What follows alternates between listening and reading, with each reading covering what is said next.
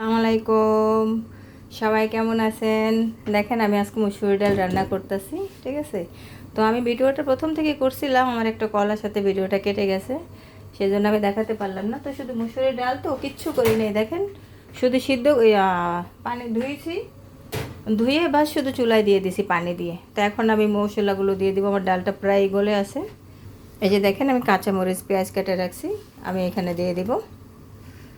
দেখেন আমি হাফ চা চামচ হলুদের গুঁড়া দিয়ে দিলাম, আমার হলুদটা কালার চলে আসছে। তো দেখেন আমি লবণ দিয়ে দিচ্ছি পরিমাণ মতো, আমার এভাবে আইডিয়া হয়ে যায়, আপনারা মেপে দেবেন যার যার আইডিয়া নাই। তো বন্ধুরা দেখেন এই যে আমার ডাল ঘুটনি, আমি বাড়ি থেকে কিন্তু ডাল ঘুটনি নিয়ে আসছিলাম।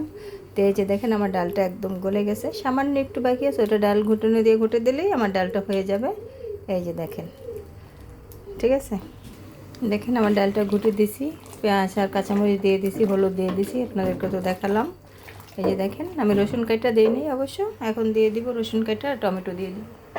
এই যে দেখেন আমি টমেটোগুলো কেটে রাখছি, সেই টমেটোগুলো আমি উঠায় দিয়ে দিব ওখানে। দিয়ে দিচ্ছি আমার টমেটো কাটাগুলো। দেখেন আমি রসুন কেটে নিলাম, রসুনগুলো আমি এখন ওখানে দিয়ে দিব আমার ডালের মধ্যে।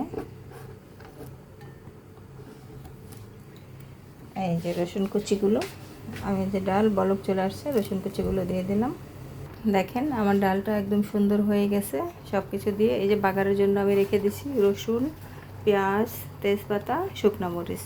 এখন আমি কী করবো, আমার ডালটা বাগার দিয়ে দিব। এই যে দেখেন আমার ডালটা একদম সুন্দর মতো হয়ে গেছে। এখানে আমার কড়াইটা গরম হয়ে গেছে, আমি এখন তেল দিয়ে দিব পরিমাণ মতো। দেখেন আমার তেলটাও গরম হয়ে গেছে, আমি এখন প্রথমে শুকনো মরিচগুলো দিয়ে দিলাম, তারপরে তেজপাতা দুইটা দিয়ে দিলাম, ঠিক আছে। তো আমি এটা একটু হালকা ভাজবো, শুকনো মরিচটা ভাজার পরে তারপরে আমি রসুন পেঁয়াজগুলো দিয়ে দেবো। দেখেন হ্যাঁ আমার এটা হালকা ভাজা হয়ে গেছে সুন্দর। তো এই যে রসুন পেঁয়াজ আমি এখন এগুলো এখন ঢেলে দিয়ে দেবো, দিয়ে দিলাম। দেখুন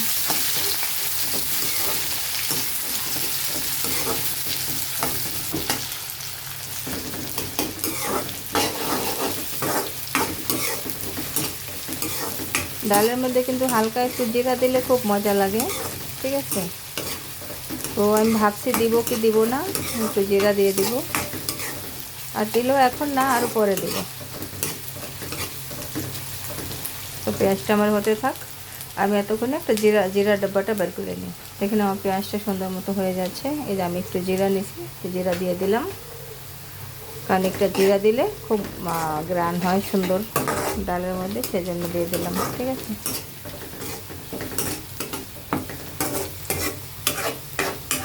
আমরা বাংলাদেশি মানুষ তো, তাই দেশের মতোই ডাল বাগার দিলাম, দেশের মতোই রান্না করি সব কিছু এখানে।